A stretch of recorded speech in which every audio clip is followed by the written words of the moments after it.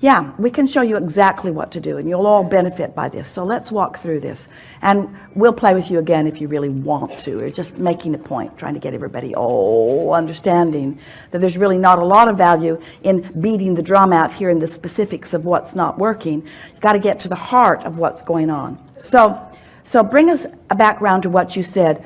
This is what we heard you say. I am prosperous, would like to be more prosperous. I have plenty of everything. But we want to say to you at the beginning of this conversation, you attempted to do something that you can't do. So we're going to help you to work to understand our reasoning about the flaw in what's going on with you. You'll hear this really easily. You said, I've got all the money that I could possibly want, or something like that. Did you get that impression? That plenty of money. And then you said, but I think my beliefs are holding me back from more. So there's a sort of contradiction there. But this is the flaw that you were attempting. A lot of people do it. It's what we were just teasing about Esther asking us to do. If you've got a desire that you don't believe, so there's discord between the vibrational frequencies, and of course the desire is dominant. Sometimes it feels to you like if you could just pull your desire back, the discord would go away. I felt better before I wanted that. I felt better before I saw that Maserati. I did. And I felt a lot better before I sat in it. And I felt way better before I drove it. Way better before I drove it, because now I cannot stop thinking about it. And I'm so angry at myself for wanting something that I can't have. That's a sort of example of that.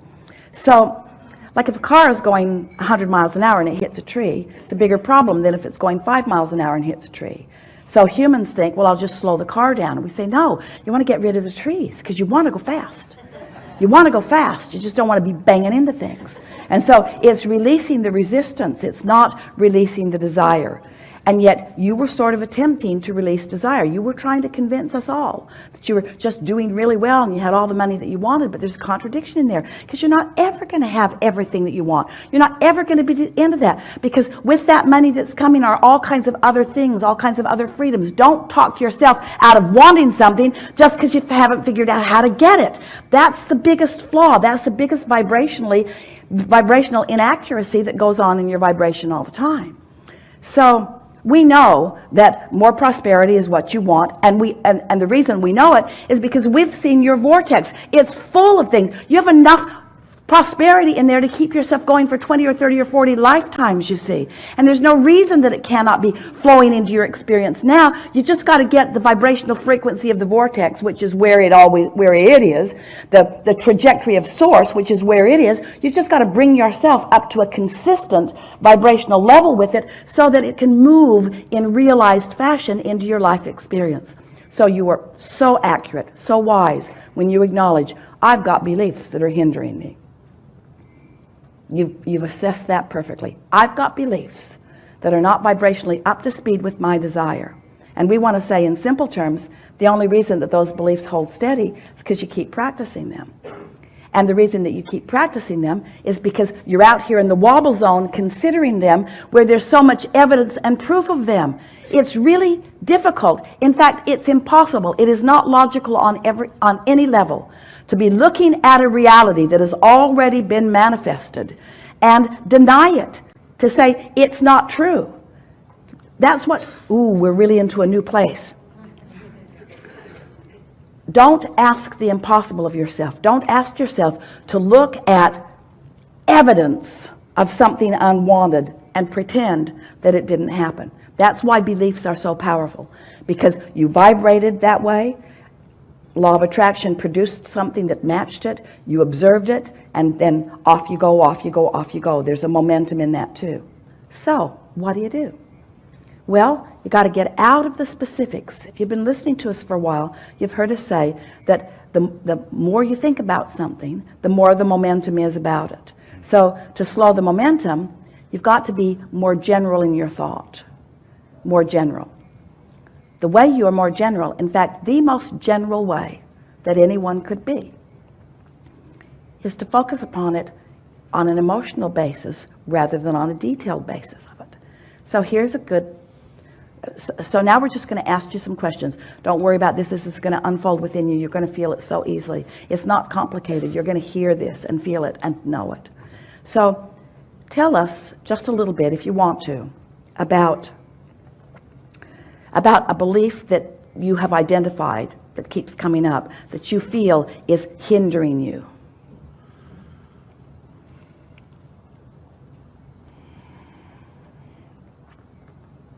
I have a habitual sense of this paycheck's going to be the last one.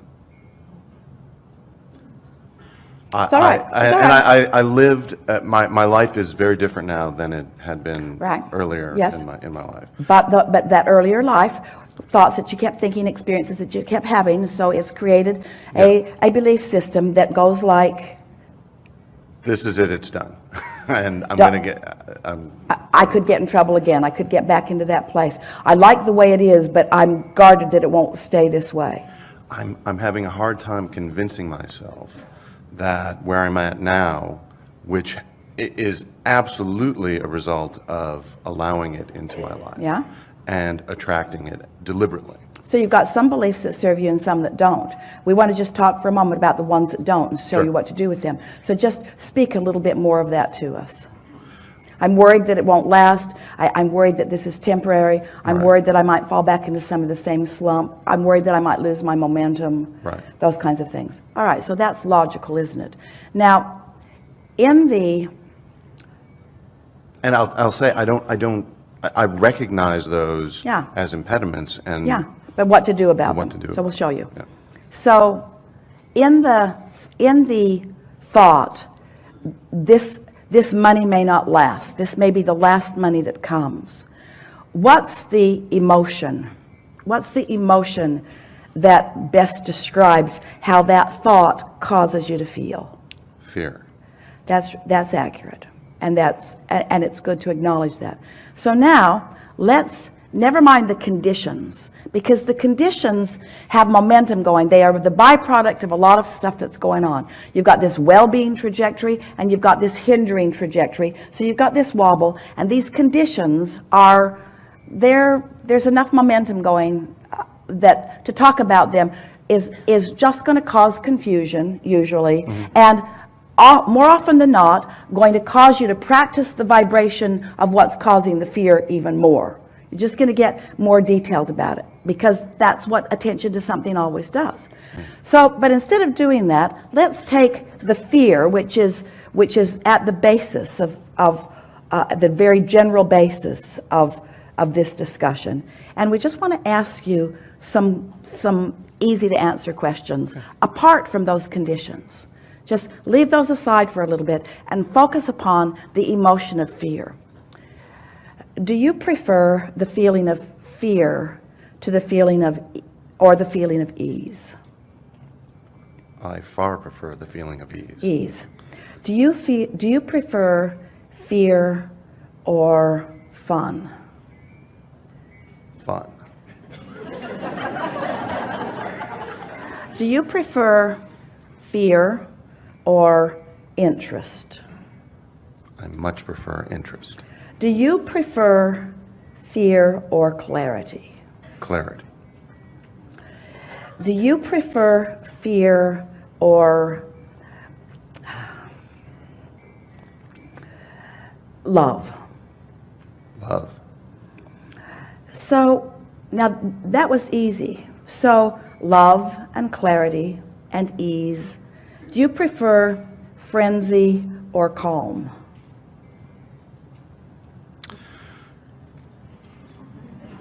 That is a more challenging question. Do you prefer imbalance or balance? Balance. Do you prefer angst or ease? Ease. Do you prefer resistance or allowing? These are easy questions, we know. Almost so easy that it feels silly. But as he's answering these questions, he's focusing on who he really is. Do you prefer boredom or interest? Interest. Do you prefer sluggishness or vitality?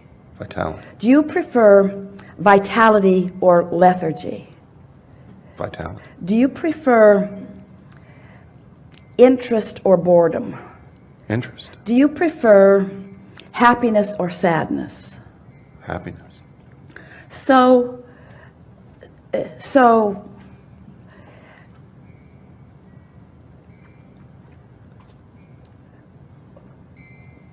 when dollars are flowing, do they feel like bondage or freedom? Freedom. They feel like boredom or interest? Interest. Do they feel like lethargy or passion? Passion. So everything about everything that you want is already really, in a core way, active within you, and you just activated it so easily. In other words, there was just no contest whatsoever. It's so obvious where your natural vibration is. You just aligned with your absolute trajectory of who you are. In other words, just with that little exercise, there's no contradiction in your vibration right now. It was just clarity. You just lined up so easily with all of that. You found unconditional alignment just with a little bit of focus. You just came out of the details that are more challenging into something that is not challenging at all. These were really no-brainers. It was so easy for you to find that. And so now we would like you to tell us again about the prosperity state that you're living in. It's awesome. It It's is. great. It is awesome, isn't it? And is. it feels strong, it feels sure, it feels valid, it feels intense, it feels natural, it feels ongoing, it feels in the right place. In other words, right now, you just practiced the vibration of alignment. You took a subject that life has caused you to put into a very powerful place, because as we said, and we weren't kidding you at all, there is enough prosperity, financial prosperity in your vortex to keep you busy for 20 or 30 or 40 lifetimes. There's a huge amount of it there, and you just lined right up with it because you for a moment got out of the conditions that were the challenge. You deactivated all of those conditions that have been keeping that belief in an active place. And if you can do that often enough, that belief that has been in an active place for a while will not stay in an active place, because it didn't get big and therefore it's got a lot of momentum going and it's going to stay there. It's only a belief that keeps going because you keep adding attention to it. Did you hear that? Now, hear this. This is the best thing that you're ever going to hear, and you've never heard it before. And you're ready to hear it now. Why do you think this trajectory of well-being never peters out? Because the source within you has undivided attention on that. And when you stop giving your nearly undivided attention on the wobble stuff, it will peter out, and this is who you'll be. All that you were born, did you hear that? Did you hear that? Did you hear that? Did you hear that? All that you were born with, and everything that you've added to it since, you see. Oh, that's a powerful trajectory that someone is tending to. And when you stop tending to the beliefs that don't serve you, they will become inactive in your experience. This is what's active in your experience. So what we just said to you is you added more momentum to these intentions that you've been holding for a long time just by not adding contradictory. Did you hear what we said?